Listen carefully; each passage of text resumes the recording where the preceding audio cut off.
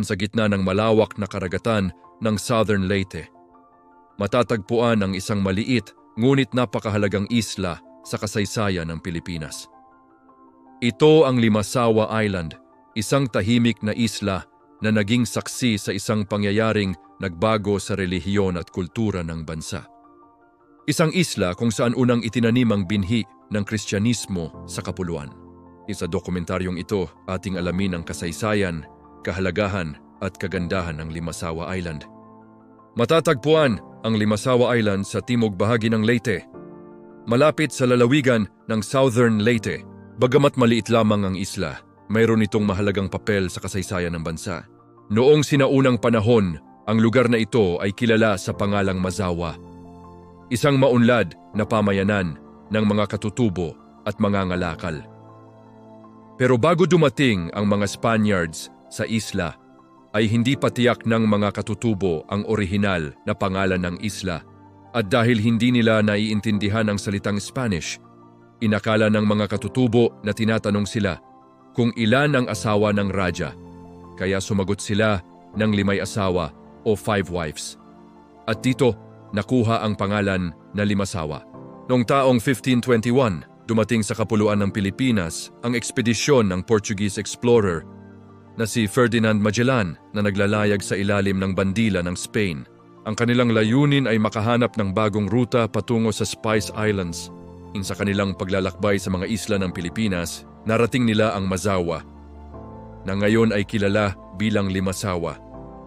Dito sila sinalubong ng lokal na pinuno na si Raja Kulambo, na nagbigay ng mainit na pagtanggap sa mga dayuhang manlalakbay. Ang unang misa sa Pilipinas, isa sa pinakamahalagang pangyayari sa kasaysayan ng isla, ay naganap noong Marso 31, 1521. Sa araw na ito, ginanap ang First Easter Mass in the Philippines sa pangunguna ng paring si Pedro de Valderrama. Ito ang itinuturing na kauna-unahang misa ng mga Kristiyano sa Pilipinas. Ang pangyayaring ito ang naging simbolo ng pagdating at paglaganap ng Kristyanismo sa bansa. Matapos ang misa, nagtayo rin ang grupo ni Magellan ng isang krus sa pinakamataas na bahagi ng isla bilang simbolo ng kanilang pagdating at ng pananampalatayang Kristiyano. Sa kasalukuyan, itinayo ang First Easter Mass Shrine bilang paggunita sa makasaysayang pangyayaring ito. Taon-taon, maraming turista, deboto at history enthusiasts ang dumadayo sa lugar upang alalahanin ang mahalagang bahagi ng kasaysayan ng Pilipinas. Ngayon, ang Limasawa Island ay isang maliit ngunit maunlad na munisipalidad ng Southern Leyte. Ang kabuhayan ng karamihan sa mga residente dito ay nakabatay sa pangingisda at turismo.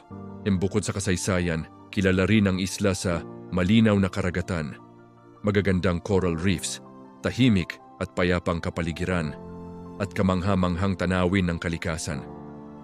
Dahil dito, unti-unti itong nagiging isa sa mga natatagong destinasyon ng turismo sa Eastern Visayas.